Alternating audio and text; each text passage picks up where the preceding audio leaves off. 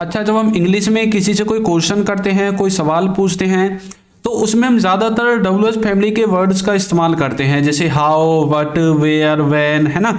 लेकिन आज की इस वीडियो में हम देखने वाले हैं कि हम हेल्पिंग वर्ब का इस्तेमाल करके किस तरह से अपने क्वेश्चन को किसी से कर सकते हैं, अपने सवाल को किसी से पूछ सकते हैं। तो चलिए मैं आपको थोड़ा सा ना एक बेसिक क्लियर करा देता हूँ वीडियो में आगे बढ़ने से पहले, जिससे कि आपको थोड़ा सा अच्छे से समझ में आ जाए। तो आप ये तो जानते होंगे कि ही और सी, इन दोनों का मतलब होता है वह। ही का मतलब होता है लड़के के लिए और सी का मतलब होता है लड़की के लिए। इसी तरह से इट के भी दो मीनिंग होते हैं, वह या फिर यह, ठीक है। इट का इस्तेमाल हम किसी निर्जीव वस्तु के लिए करते हैं।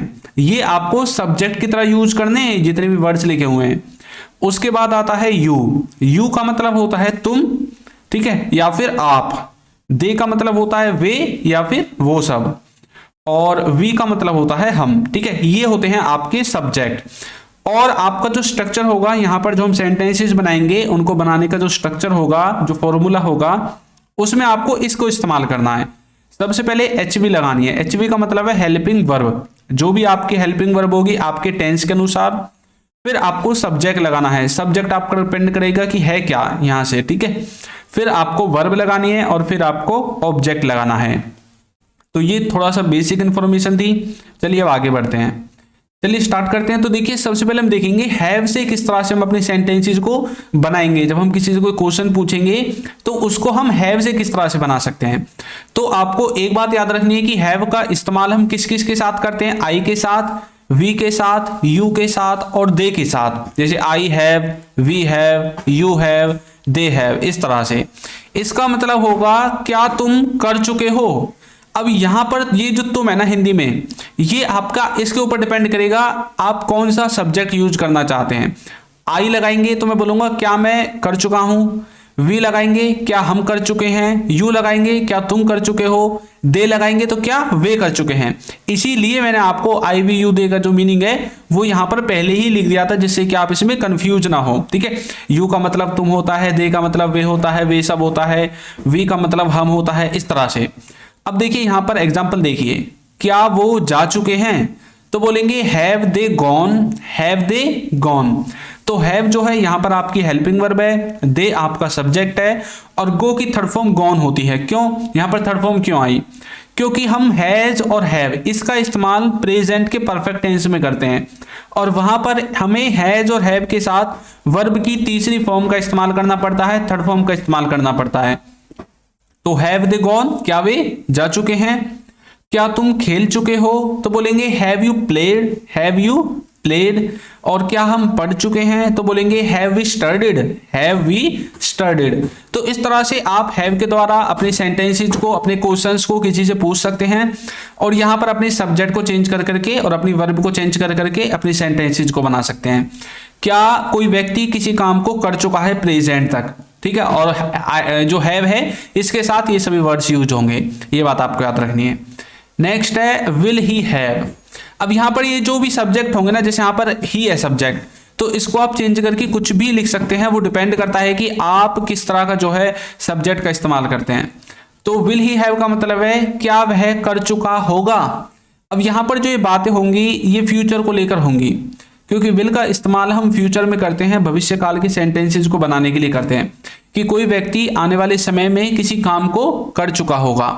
देखिए क्या वह जा चुका होगा, तो बोलेंगे will he have gone, will he have gone. कुछ बच्चे बोल रहे होंगे सर ही के साथ तो हैज आता है, आपने हैव कैसे लगा दिया। तो देखिए ये जो हैव है ना, ये ही को देखकर नहीं लगाया गया है, हैव लगाया गया है विल को देखकर, ठीक है। हेल्पिंग वर्ब को देखकर यहाँ पर हैव का इस्तेमाल किया गया है, क्योंकि विल और हैव दोनों एक साथ आते हैं। किस में आते हैं बताइए? फ्यूचर के परफेक्ट में आते हैं, है ना। फ्यूचर परफेक्ट में तो आते हैं विल हैव। आगे देखिए, क्या तुम खेल चुके होंगे, क्या तुम खेल चुके होंगे। आने वाले समय की बात हो रही है, आने वाले समय के बारे में हम किसी से कोई सवाल कर रहे हैं कि भाई क्या आप खेल चुके होंगे उस टाइम तक, जिस टाइम तक हम आएंगे। तो बोलेंगे will you have played, will you have played. क्या तुम खेल चुके होंगे, क्या हम देख चुके होंगे, क्या वह देख चुका होगा, जो भी है। तो हम बोलेंगे will we have watched, will we have watched. तो इस तरह से आप विल ही हैव का इस्तेमाल कर सकते हैं। आपके सब्जेक्ट को आपको चेंज करना है और अपनी वर्ब को चेंज करना है, बाकी सब कुछ सेम रहेगा, आपका सेंटेंस आसानी से बन जाएगा और आप किसी से कोई भी क्वेश्चन कर सकते हैं। और यदि अभी तक आपने हमारे कोर्स को ज्वाइन नहीं किया है तो लिंक आपको नीचे डिस्क्रिप्शन में मिल जाएगा। इसमें देखिए हमने बेसिक से एडवांस लेवल तक इंग्लिश ग्रामर को कवर किया है। इंग्लिश के क्लास नोट्स आपको मिलेंगे, बच्चों के साथ प्रैक्टिस करने का मौका, A to Z video lectures, practice quiz, course certificate, सब कुछ आपको दिया जाएगा। लिंक मिलेगा डिस्क्रिप्शन बॉक्स में, वहां से जाकर आप इसको ज्वाइन कर सकते हैं। और यदि आप हमारी ई बुक्स परचेज करना चाहते हैं तो इनका लिंक भी आपको नीचे डिस्क्रिप्शन में मिल जाएगा। नेक्स्ट है डू। देखिए डू के साथ हम यूज करते हैं आई का, वी का, यू का और दे का। जैसे डू आई या फिर डू वी, डू यू या फिर डू दे, इस तरह से।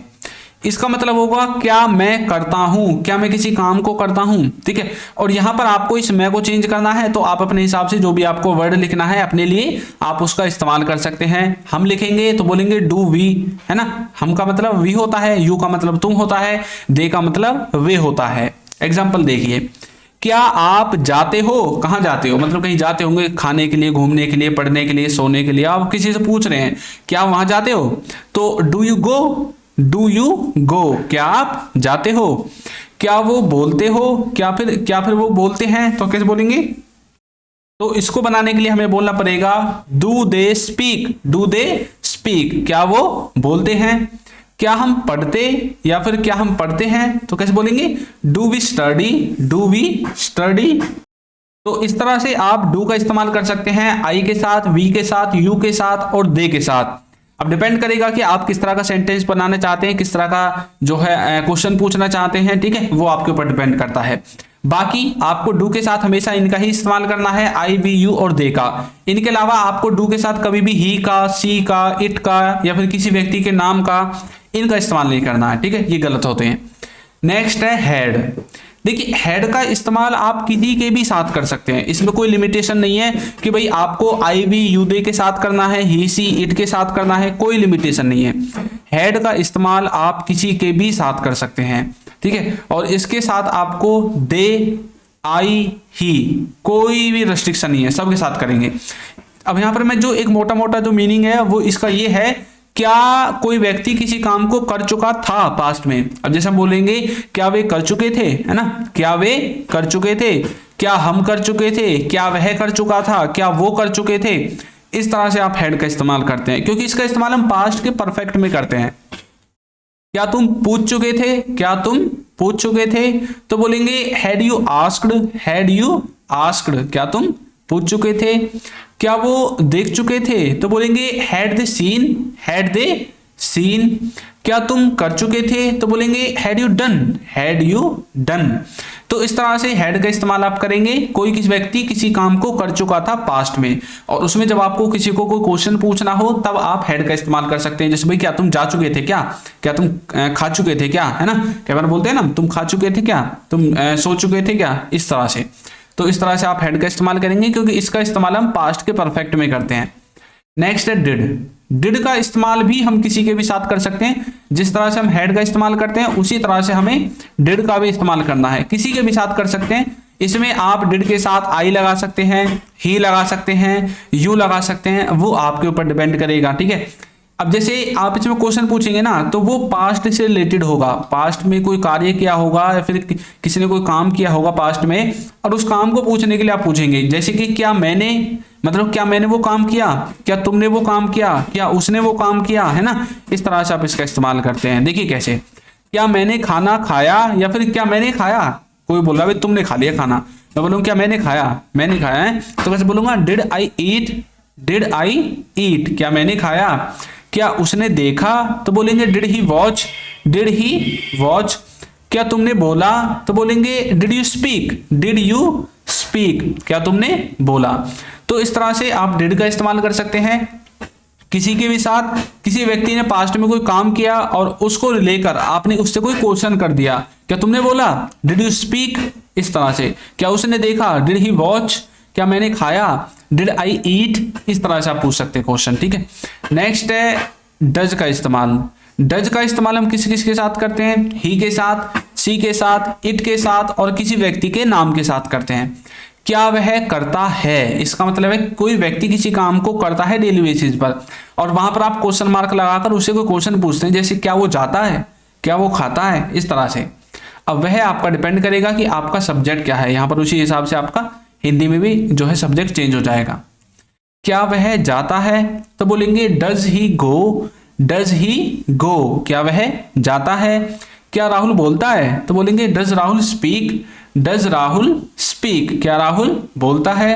क्या यह चलता है, मान लीजिए कोई फोन वगैरह होगा और वो देखने में ऐसा लग रहा है जैसे खराब हो, तो आप बोलते हैं ना कई बार भाई ये चलता है क्या, तो फिर बोलेंगे does it work, does it work, क्या यह चलता है। तो इस तरह से डज का इस्तेमाल कर सकते हैं आप ही, सी, इट और किसी व्यक्ति के नाम के साथ कि क्या कोई किसी काम को करता है। नेक्स्ट है हैज का इस्तेमाल। हैज का इस्तेमाल हम ही, सी, इट और किसी व्यक्ति के नाम के साथ करते हैं। जिस तरह से हम डज का इस्तेमाल करते हैं उसी तरह से हम हैज का भी इस्तेमाल करते हैं। और इसका मतलब होगा कि क्या कोई व्यक्ति प्रेजेंट में किसी काम को कर चुका है या फिर किसी व्यक्ति ने प्रेजेंट में कोई काम कर लिया है। अब यहाँ पर जो ये व्यक्ति होगा ये आपका इनमें से होगा, या तो वो ही हो सकता है, या सी हो सकता है, या इट हो सकता है, या किसी व्यक्ति का नाम हो सकता है। ठीक है, जैसे कि क्या वह जा चुका है, तो बोलेंगे has he gone, has he gone. क्या राहुल खेल चुका है, तो बोलेंगे has Rahul played, has Rahul played. क्या वह पढ़ चुकी है, तो बोलेंगे has she studied, has she studied, क्या वह पढ़ चुकी है। तो इस तरह से आप इसका इस्तेमाल कर सकते हैं। ठीक है, हैज का इस्तेमाल ही के साथ, सी के साथ, इट के साथ और किसी व्यक्ति के नाम के साथ। नेक्स्ट है इज। इज का इस्तेमाल भी हम ही के साथ कर सकते हैं, सी के साथ, इट के साथ और किसी व्यक्ति के नाम के साथ। जिस तरह से हमने हैज का इस्तेमाल किया था और डज का इस्तेमाल किया था उसी तरह से इज का भी इस्तेमाल कर सकते हैं। ये जो आपके ही, सी, इट और किसी व्यक्ति का नाम होता है ये होते हैं आपके थर्ड पर्सन सिंगुलर सब्जेक्ट होते हैं। और जब आप इज का इस्तेमाल करोगे तो ये एक तरह से एक कंटिन्यूटी को दिखाता है कि क्या कोई व्यक्ति किसी काम को कर रहा है, जैसे कि क्या वह कर रहा है, क्या तुम कर रहे हो, क्या वो कर रहा है, इस तरह से। ठीक है, देखिए कैसे, जैसे कि क्या वह जा रहा है, तो बोलेंगे is he going, is he going, क्या वह जा रहा है। क्या चल रहा है, क्या चल रहा है, तो बोलेंगे इज इट वर्किंग, क्या चल रहा है। अब यहाँ पर क्या है, यहाँ पर हमने क्वेश्चन पूछा कोई व्यक्ति किसी चीज को या फिर किसी ऐसी वस्तु को चला रहा है जो खराब थी, और आप उसे पूछ रहे हैं क्या ये चल रही है, काम कर रही है, क्या चल रही है, चल रहा है ना, उस तरह से। इज इट वर्किंग, क्या यह चल रहा है। क्या वह पढ़ रही है, तो बोलेंगे is she studying, is she studying. तो इस तरह से आप इसका इस्तेमाल कर सकते हैं इज के साथ, ही, सी, इट और किसी व्यक्ति के नाम के साथ। नेक्स्ट है आर। आर का इस्तेमाल आप करते हैं आई के साथ, वी के साथ, यू के साथ और दे के साथ। क्या हम या फिर क्या वो किसी काम को कर रहा है या फिर हम किसी काम को कर रहे हैं। ये मैंने आपको पहले ही बता दिया था कि भाई डिपेंड करेगा आपका ये जो सब्जेक्ट है नहीं क्या है, उसके हिसाब से लास्ट में हूं है ही ये चेंज होते रहेंगे और ये बीच के जो वाक्य हैं ये चेंज होते रहेंगे। जैसे कि क्या वो जा रहे हैं, तो बोलेंगे are they going, are they going. क्या तुम बोल रहे हो, तो बोलेंगे are you speaking, are you speaking. क्या हम पढ़ रहे हैं, तो बोलेंगे are we studying, are we studying. क्या हम पढ़ रहे हैं। तो इस तरह से आप आर का इस्तेमाल कर सकते हैं। नेक्स्ट है वाज और वर का इस्तेमाल।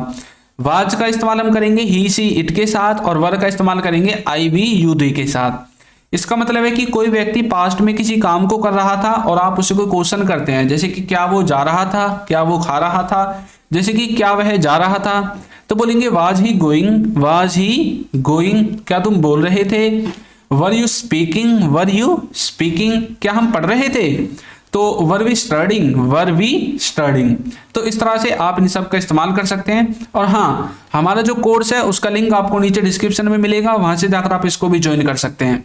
तो आपको वीडियो कैसी लगी है जरूर बताइएगा, और यदि अभी तक आपने हमारे चैनल को सब्सक्राइब नहीं किया है तो चैनल को सब्सक्राइब कर दीजिए, वीडियो को लाइक कर दीजिए और एक अच्छा सा कमेंट करना बिल्कुल ना भूलें। Thank you.